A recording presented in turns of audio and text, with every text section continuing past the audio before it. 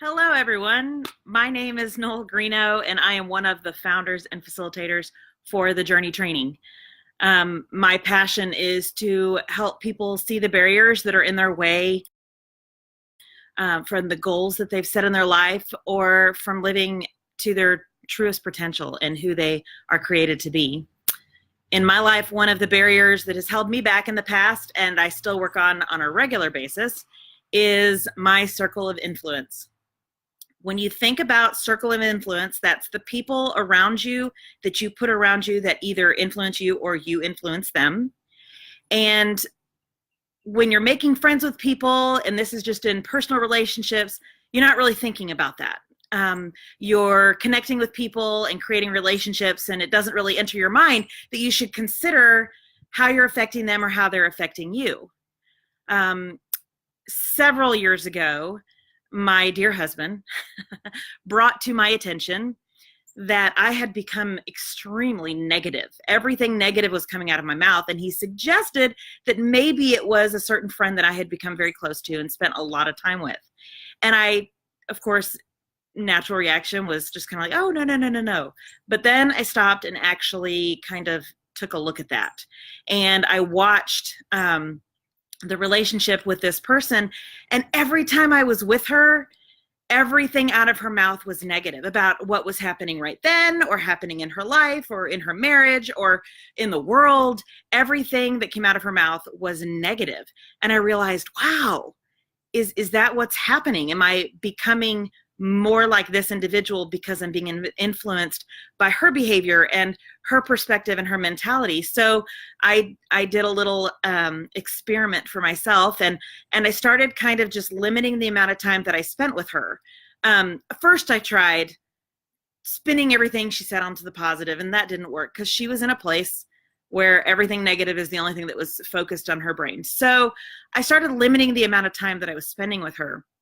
And I realized that when I would limit the amount of time, it created enough space and distance that my true heart, which wasn't in a negative space, would come out. And then I would start to notice when I would get with her, I would come home and everything negative would happen. And I was like, wow, I really need to limit how much influence I'm allowing into my life with that relationship. Now, conveniently, that individual actually moved out of state. And so I didn't have to go through the complete shutting down and distancing a relationship because space created that for me. But there have been other relationships that I've had to create some space or limit the amount of time that I've spent thinking, intentionally, what am I allowing to influence my life? A lot of times you go into relationships thinking, oh, I could influence them. But when you recognize you're going to be influencing each other whether you want to or not, because you're spending time with that person and you start having like-minded conversations. And so you don't have the choice in the moment because you're in relationship with that person. This also works in business. If you are the smartest person in your business circle, then you need to create a secondary business circle because you will not be growing or learning much in this circle when you're the smartest person in that circle. You're the most advanced or successful person in that circle. It's okay to stay in that circle. Absolutely. That can, there can still be interaction. You can still learn from their experiences. But if you want to really grow to your potential, then you need to purposely and intentionally surround yourself with people that you say, gosh, I want to think like that. I want creativity in my life like that.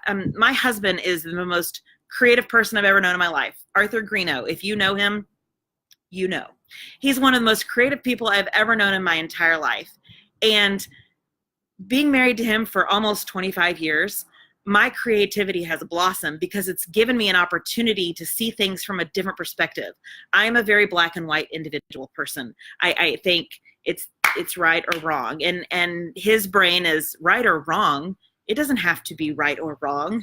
And so my mind has grown and my perspective has grown to be able to see things from lots of different perspectives, lots of different angles, solely because I'm with him all of the time. People try to be with him for that reason. He has an ability to look at things in a totally different way. And so he says to me, the reason he likes what I bring to his life is, yes, he can look at it in 14 different ways, but he feels the need to try it all the time, where I could say, wait, you might check this. I'm a little more detailed. Okay, I'm a lot more detailed. So, that works, in couples, and finding out those different things that you could accentuate for each other. But if you're thinking about your friends, there are people that may want to be in your inner circle. I've had someone specifically ask in the past, I would like to be in your circle. That's great. No problem. But that doesn't mean that you need to put all of your time and energy into that one relationship. Spread it out. Think about who you want to grow from, who you want to learn from, and go seek that person out. The best way to find an in with a person and a way to do is you need to figure out how you can serve that individual. How can you serve these people to know that I'm here to serve you and to learn? I tell you what, relationships and friendships come out of that because you're coming at it not from a selfish perspective, but how can I give to you? Because I know you're going to give to me. Absolutely, I'm going to learn from you. So how can I give to you before you even give to me? Again, intentional, creating that circle of influence in your life in both relationships and in business. You will grow both personally, emotionally. You'll grow your business.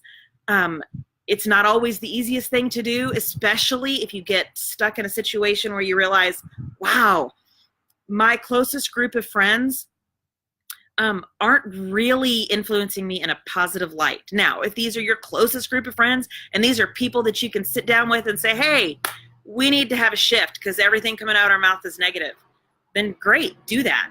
That's the kind of friends you need to be able to have that conversation. But you also need to be willing to move on and grow with other groups of people, reach out with other groups of people. So if you relate to that and you think about your circle of influence in business or in life and relationships, and you think, maybe I need to take a better look at that.